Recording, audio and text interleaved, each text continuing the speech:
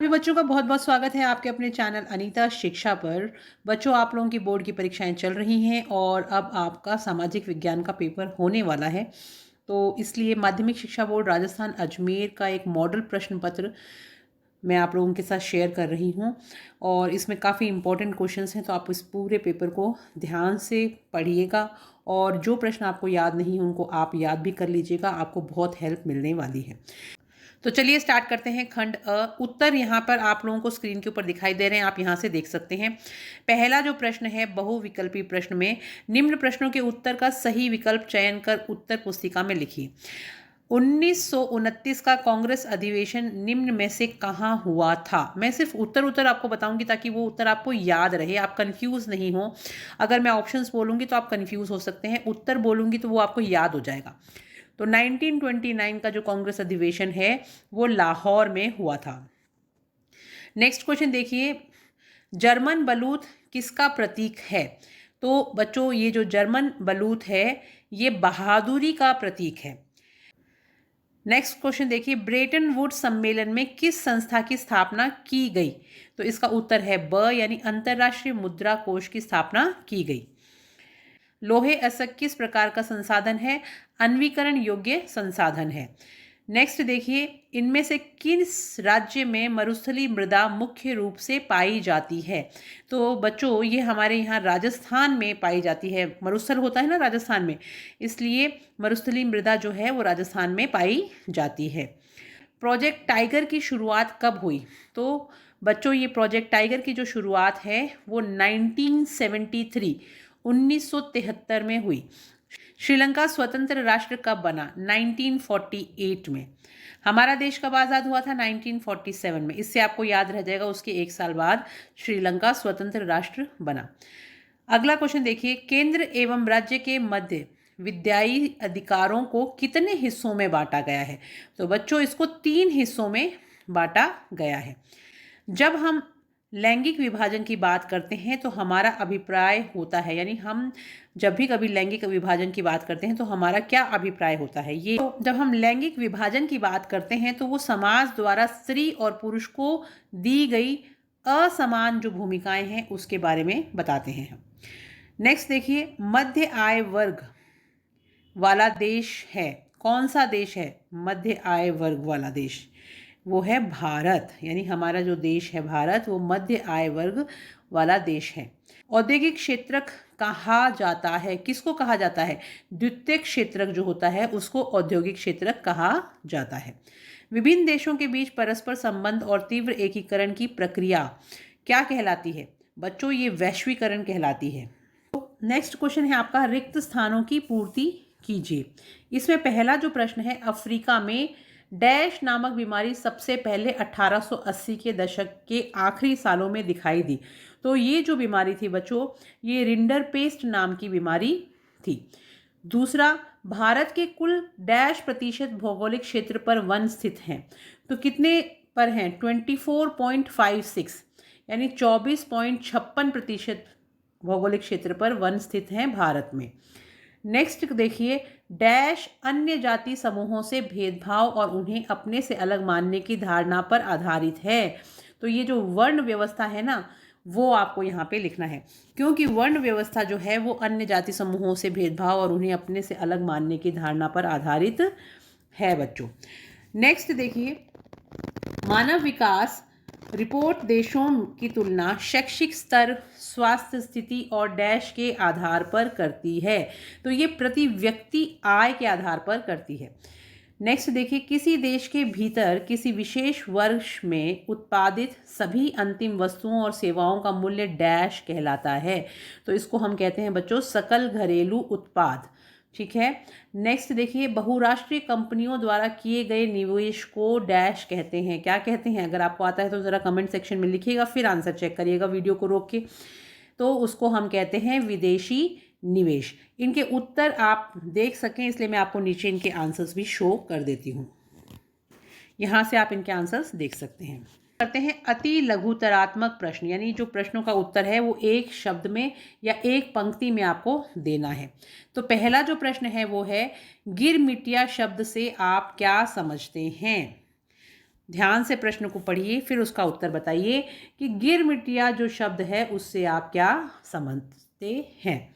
विदेशों को जाने वाले अनुबंधित श्रमिक गिरमिटिया के नाम से जाने जाते हैं। वीटो निषेधाधिकार किसे कहते हैं? तो बच्चों, ये वीटो निषेधाधिकार वह अधिकार है जिसके सहारे एक ही सदस्य की असहमति किसी भी प्रस्ताव को निरस्त करने का आधार बन जाती है। नेक्स्ट देखिए, यह कथन किसका है, यानी ये किसने कहा था वो आपको बताना है। और कथन क्या है? जब फ्रांस छींकता है तो बाकी यूरोप को सर्दी जुकाम हो जाता है। तो इस तरह की बात किसने कही थी? मैटरनिक ने ये बात कही थी। बाढ़ नियंत्रण हेतु कोई एक उपाय सुझाइए।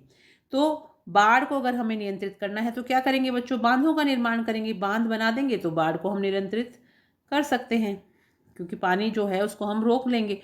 अगला प्रश्न देखिए, भारत के उत्तर पूर्वी राज्यों में कर्तन दहन कृषि को क्या कहा जाता है? इसको झूमिंग कृषि, ठीक है, इसको झूमिंग कृषि कहा जाता है। तो जो उत्तर पूर्वी राज्य हैं भारत के, वहाँ पे कर्तन दहन जो कृषि है उसको झूमिंग कृषि के नाम से भी जाना जाता है।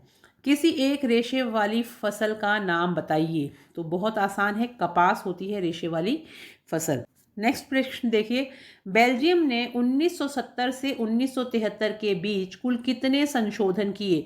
बेल्जियम का पूछा है कि बेल्जियम ने कितने संशोधन किए? 4 संशोधन किए, 4 जो है संशोधन किए गए थे। सत्ता के विकेंद्रीकरण से क्या आशय है? ये इंपॉर्टेंट क्वेश्चन है। जब केंद्र और राज्य सरकार से शक्तियां लेकर स्थानीय सरकारों को दी जाती हैं और इसे सत्ता का विकेंद्रीकरण कहते हैं। कार्लोस स्मिथ और नॉर्मन तीनों में एक क्या समानता थी? ठीक है बच्चों, तो ये तीनों के तीनों जो थे ये भेदभाव के विरुद्ध थे, ये आपको याद रखना है। तो कार्लोस स्मिथ और नॉर्मन तीनों नस्ल आधारित भेदभाव के विरुद्ध थे, यानी कि जो नस्ल आधारित जो भेदभाव किया जाता था उसके विरुद्ध थे तीनों के तीनों। नवकरणीय साधन तथा गैर नवकरणीय साधन का एक उदाहरण दीजिए। तो पहले देखिए बच्चों, नवीकरणीय जो साधन है उसका एग्जाम्पल हो गया वन, और दूसरा गैर नवीकरणीय जो साधन है उसका एग्जाम्पल हो गया खनिज तेल। तो नवीकरणीय साधन पूछें तो आप वन लिख सकते हैं, और गैर नवीकरणीय साधन पूछें तो आप खनिज तेल लिख सकते हैं। नेक्स्ट देखिए, अतिरिक्त रोजगार के सृजन का कोई एक उपाय सुझाइए। कई खेतों की सिंचाई हेतु एक नए बांध का निर्माण करना। अगला प्रश्न देखिए, वैश्वीकरण की प्रक्रिया को उत्प्रेरित करने वाला मुख्य कारक कौन सा है? तो बच्चों ये है प्रौद्योगिकी। खंड ब, जिसमें लघुतरात्मक प्रश्न यानी प्रश्न संख्या 4 से 16 के उत्तर लिखने हैं हमें, और शब्द सीमा जो रहेगी वो 50 शब्दों की रहेगी। तो पहला प्रश्न इसमें पूछा गया है कि रेशम मार्ग से किस किस वस्तुओं का व्यापार होता था? तो बच्चों, जिन चीज़ों का व्यापार होता था वो देखिए यहाँ पे आपको स्क्रीन पे दिख रही होंगी। रेशम मार्ग से चीन, रेशम, चाय और चीनी मिट्टी के बर्तन, मसाले, हाथी दांत, कपड़े, काली मिर्च और कीमती पत्थर के दूसरे भागों में भेजता था, और रोम यानी यूरोप से सोना, चांदी, शीशे की वस्तुएं, शराब, कालीन और गहने आदि एशिया महाद्वीपों में आते थे। इस मार्ग से व्यापार और सांस्कृतिक आदान प्रदान की भी साथ साथ होता था। वेरी इंपॉर्टेंट क्वेश्चन, अच्छे से पढ़ लीजिएगा। नेक्स्ट क्वेश्चन देखिए, वियना संधि के मुख्य यानी प्रमुख उद्देश्य क्या थे वो लिखना है। वियना संधि के प्रमुख उद्देश्य निम्नलिखित थे। पहला देखिए, इस संधि का प्रमुख उद्देश्य उन समस्त परिवर्तनों को समाप्त करना था जो नेपोलियाई युद्धों के दौरान हुए थे।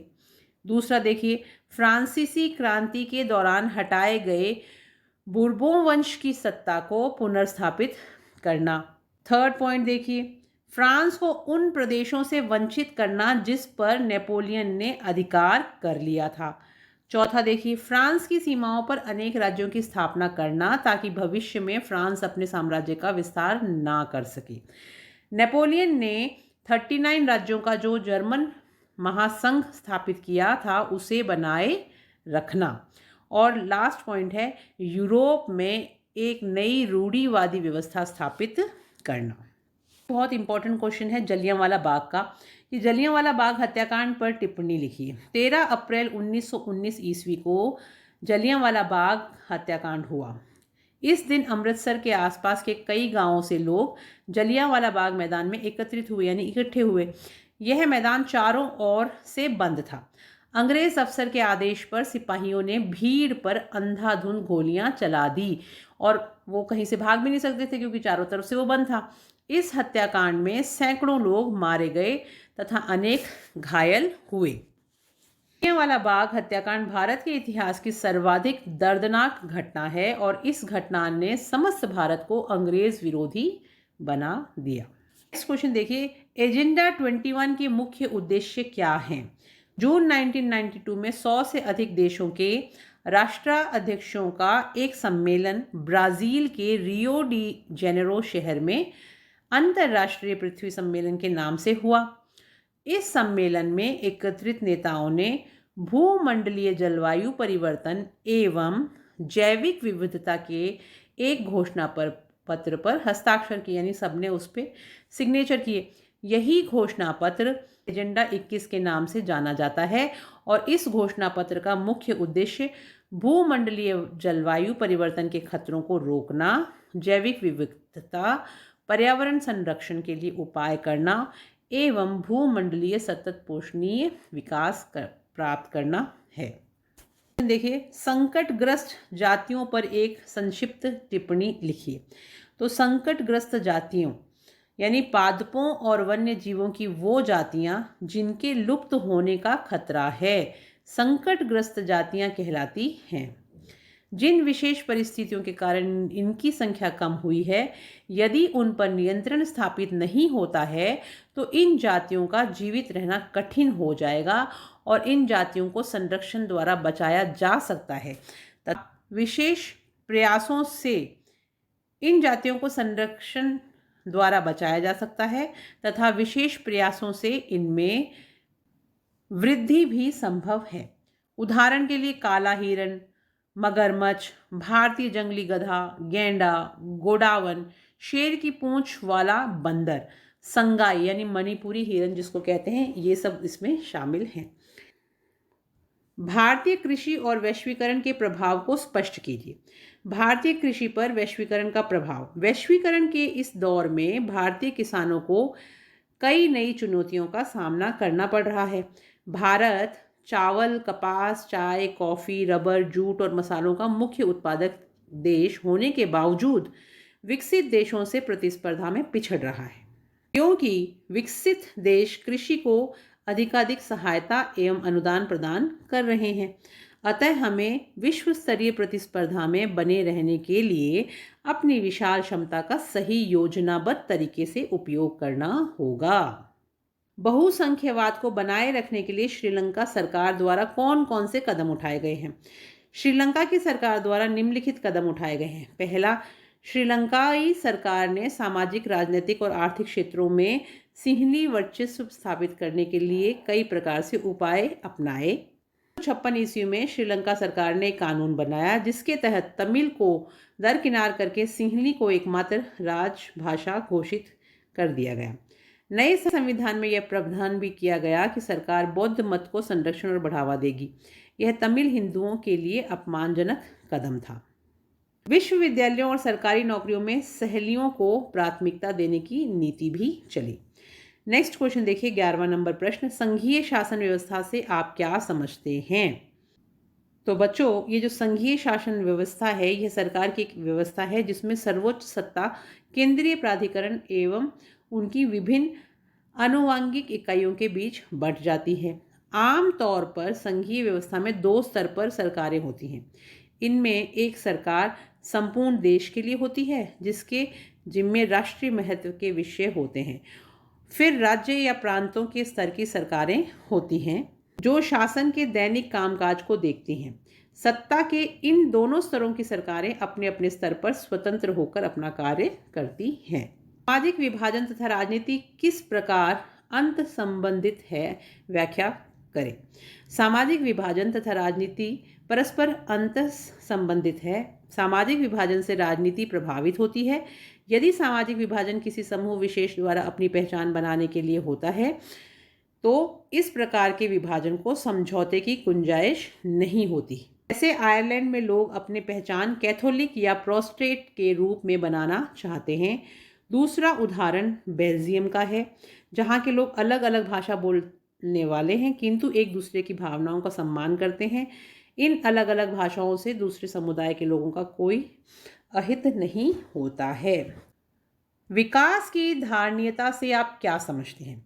विकास की धारणीयता का आशय विकास के स्तर को और ऊंचा उठाने तथा वर्तमान विकास के स्तर को भावी पीढ़ी हेतु बनाए रखने से है।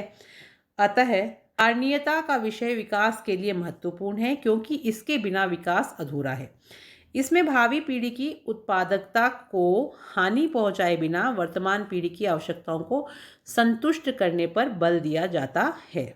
साथ ही पर्यावरण संरक्षण को भी बल मिलता है। अतः यह देश की भावी उन्नति के लिए आवश्यक है।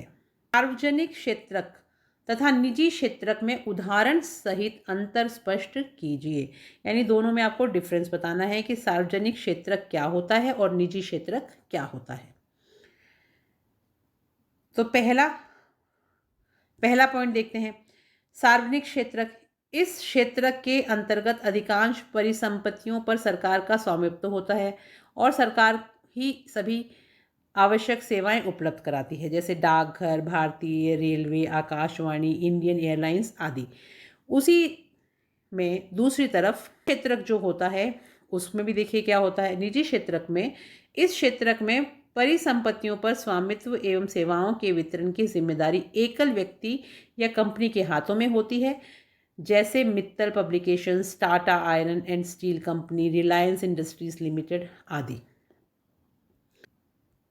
कुछ और इनमें डिफरेंस देखिए। सेकंड डिफरेंस देखिए, सार्वजनिक क्षेत्र का उद्देश्य सार्वजनिक कल्याण में वृद्धि करना है और निजी क्षेत्र की गतिविधियों का उद्देश्य लाभ अर्जित करना होता है।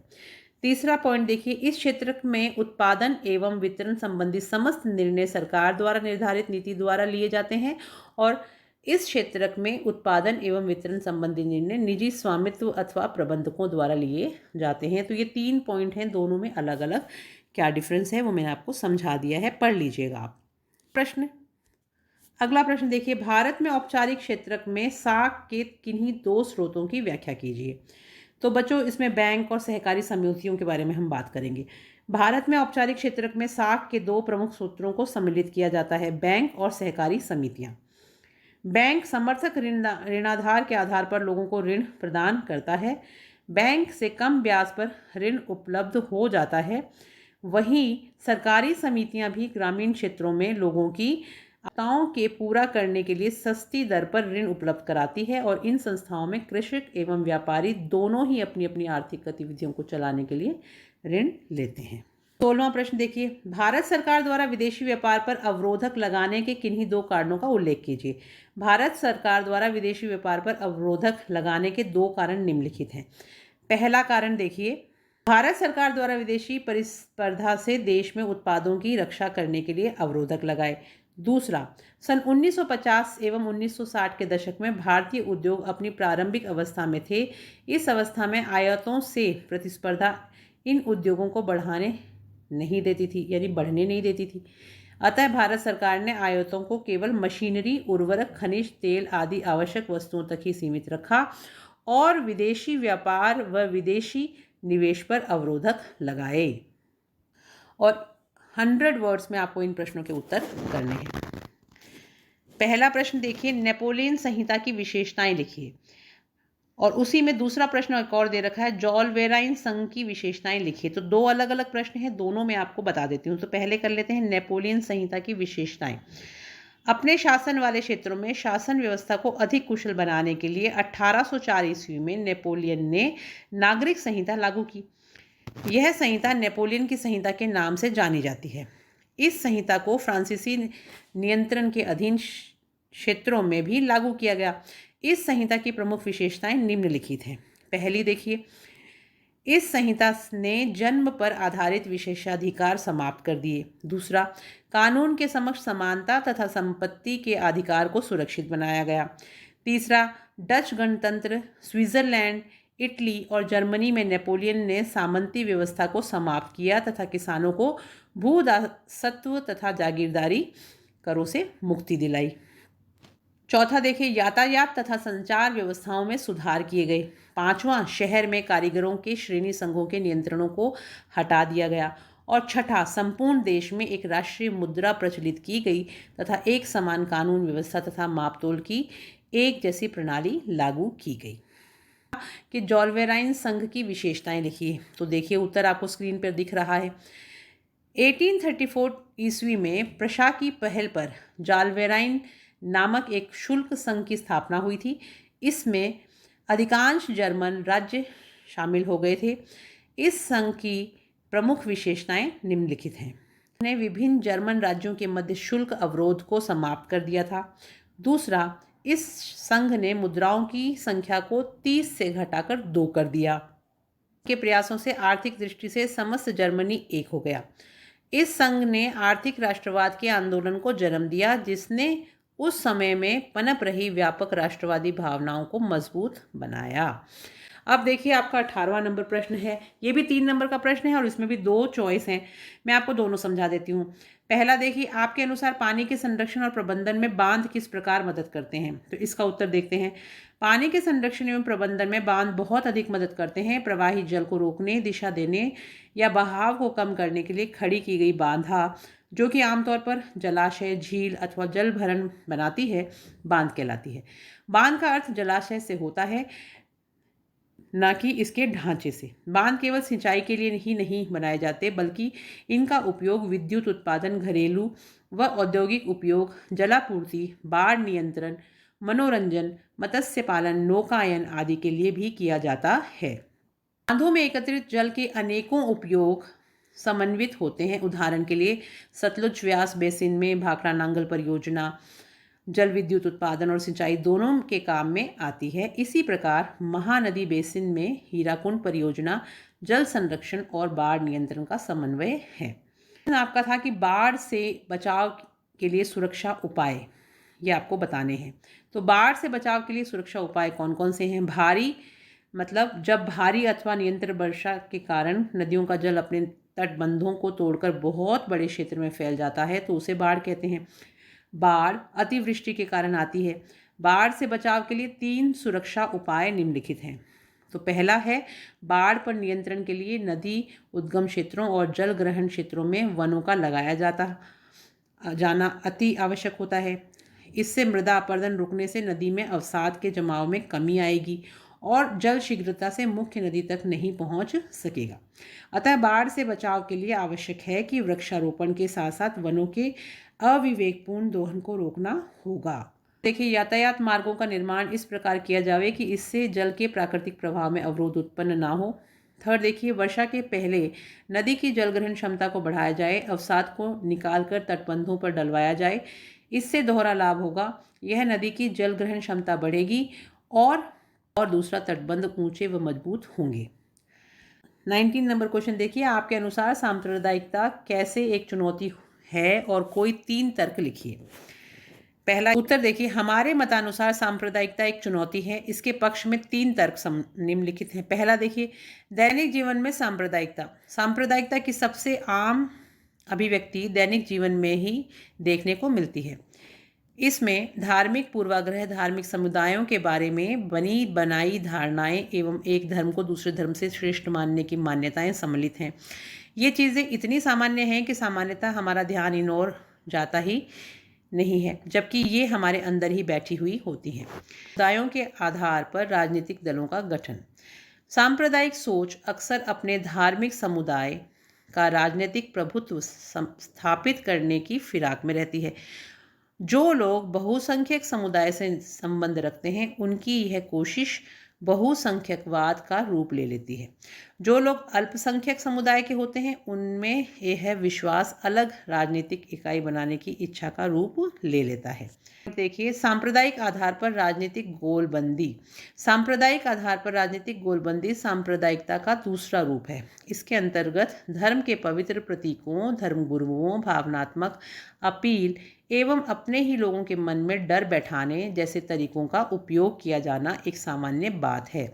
चुनावी राजनीति में एक धर्म के मतदाताओं की भावनाओं अथवा हितों की बात उठाने जैसे तरीके सामान्यतः अपनाए जाते हैं। ये था कि जातिगत असमानता दूर करने के लिए सुझाव देने थे। तो उसमें आंसर देखिए, जातिगत असमानता दूर करने के सुझाव। जातिगत असमानता दूर करने के लिए 3 प्रमुख सुझाव निम्नलिखित हैं। आप पॉइंट वाइज आंसर लिखेंगे तो आपको बहुत अच्छे से आंसर लिख पाएंगे। पहला देखिए, अंतरजातीय विवाह को प्रोत्साहन प्रदान करना। प्राय देखा जाता है कि लोग अपनी ही जाति या समुदाय के लोगों के साथ ही विवाह संबंध स्थापित करते हैं, जिससे जातिगत असमानता दूर नहीं हो पाती है। अतः इसके समापन के लिए सरकार को अंतरजातीय विवाहों को प्रोत्साहन प्रदान करना चाहिए तथा समाज में भी जागरूकता उत्पन्न करनी चाहिए। दूसरा पॉइंट देखिए, चुनावों में जाति के आधार पर उम्मीदवारों का चयन नहीं करना। प्राय चुनावों में राजनीतिक दल जिस क्षेत्र में जिस जाति का बाहुल्य होता है उस जाति के व्यक्ति को अपना उम्मीदवार बनाते हैं, जिससे जातिगत असमानता घटने के स्थान पर बढ़ती जाती है और लोग चुनाव में अपनी ही जाति के उम्मीदवार को वोट डालते हैं तथा अपनी जाति के अन्य लोगों को वोट डालने के लिए प्रेरित करते हैं। इससे उपयुक्त उम्मीदवार का चयन नहीं हो पाता है। अतः राजनीतिक दलों को जाति के स्थान पर योग्यता के आधार पर अपने उम्मीदवारों का चयन करना चाहिए। और थर्ड पॉइंट है शिक्षा का विस्तार करना। जिन जातियों में पहले से ही शिक्षा का प्रचलन था और जिनकी शिक्षा पर पकड़ थी, आधुनिक शिक्षा व्यवस्था में भी उनका वर्चस्व था। जिन जातियों के पहले शिक्षा से वंचित रखा जाता था, उनके सदस्य अभी भी स्वामित्व रूप से शिक्षा में पिछड़े हुए हैं। अतः शिक्षा का विस्तार कर वंचित वर्ग के लोगों तक इसकी पहुंच सुनिश्चित की जाए। 20वां प्रश्न देखिए, आप कैसे कह सकते हैं कि मुद्रा आवश्यकताओं के दायरे संयोग की ज़रूरत को ख़त्म कर देती है? अपनी ओर से उदाहरण देकर समझाइए। और अथवा में प्रश्न है, अपने तर्कों से सिद्ध कीजिए कि स्वयं सहायता समूह ग्रामीण क्षेत्र के गरीबों को संगठित करने में मदद करते हैं। बच्चों, मैं आपको आंसर शो कर देती हूँ, आप यहाँ से लिख लीजिएगा क्योंकि बहुत लंबे आंसर्स हैं।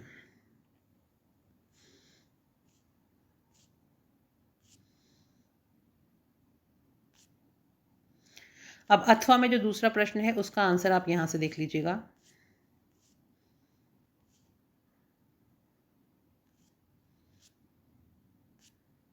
अब आपका खंड द शुरू हो जाता है जो निबंधात्मक प्रश्न है और इसमें 21 से 22 के उत्तर लिखने हैं। तो 21 में भी 2 प्रश्न पूछे गए, 22 में भी 2 पूछे गए हैं। मैं सिर्फ आपको आंसर शो करूंगी, क्वेश्चन पढ़ के सुना देती हूँ दोनों। भारत के राष्ट्रीय आंदोलन में महात्मा गांधी के योगदान का वर्णन कीजिए। दूसरा प्रश्न है सविनय अवज्ञा आंदोलन का वर्णन कीजिए। सिर्फ आंसर मैं आपको शो कर रही हूँ बच्चों, आप यहाँ से नोट कर लीजिएगा।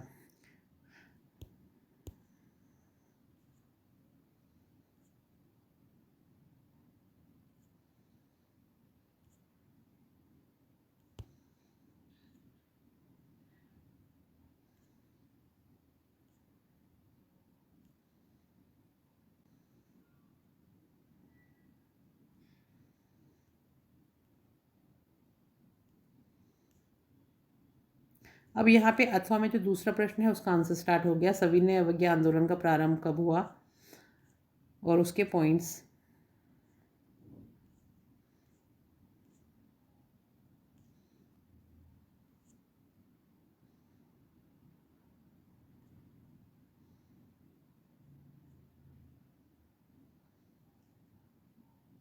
द्वितीय गोलमेज सम्मेलन की असफल होना और सविनय अवज्ञा आंदोलन का पुनः प्रारंभ होना, पॉइंट्स में लिखा हुआ है सब कुछ। सविनय अवज्ञा आंदोलन का अंत कैसे हुआ? सविनय अवज्ञा आंदोलन का अंत लोकतंत्र के लिए दूसरा आंदोलन के विभिन्न चरणों को स्पष्ट करना है। आप ये यहाँ से पूरा नोट कर लीजिएगा। एक बार पढ़ भी लेंगे बच्चों तो आपको याद हो जाएगा।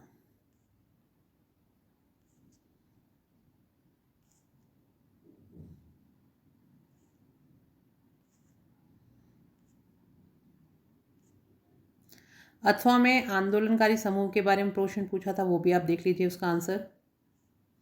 कौन से समूह होते हैं आंदोलनकारी समूह?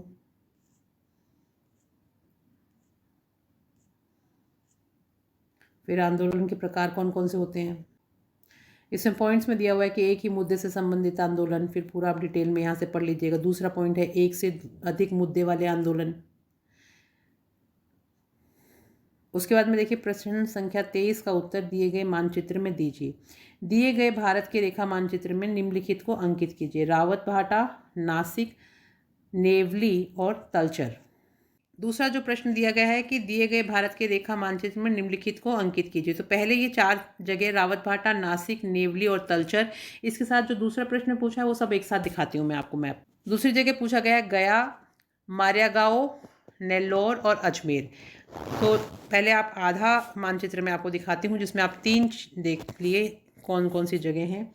अजमेर यहाँ पर है, रावत भाटा इस जगह पे है राजस्थान में, और गया यहाँ पे है। इन तीनों को याद कर लीजिए आप। पॉइंट्स अगर आप लिखना चाहें तो इस तरह से आप बता सकते हैं कि ये जो जगह है ये गया है, इस जगह पे अजमेर है, यहाँ पे अजमेर है और यहाँ पे रावत भाटा है। फिर अब निचले हिस्से में देखिए, यहाँ पे नासिक है, यहाँ पे मारमागांव है, नेल्लौर इधर है नीचे, नेवली यहाँ पे है और तलचर इधर है। तो ये सारे के सारे आप याद कर लीजिएगा। तो आई होप आपको ये पूरा का पूरा जो पेपर है अच्छे से समझ में आ गया होगा। आपको मैं कल और क्वेश्चन शेयर करूँगी, आप पहले आज इन सभी क्वेश्चंस को पढ़ लीजिएगा। और अगर आपको हेल्पफुल लगता है तो प्लीज़ कमेंट करा कीजिए, और बाकी के पेपर्स आपके कैसे हुए वो भी ज़रूर बताइएगा, और अपने फ्रेंड्स के साथ भी शेयर करिएगा ताकि उनको भी पेपर जो है वो अपना अच्छा करके आ सकें। All the best, have a nice day, thank you, bye bye.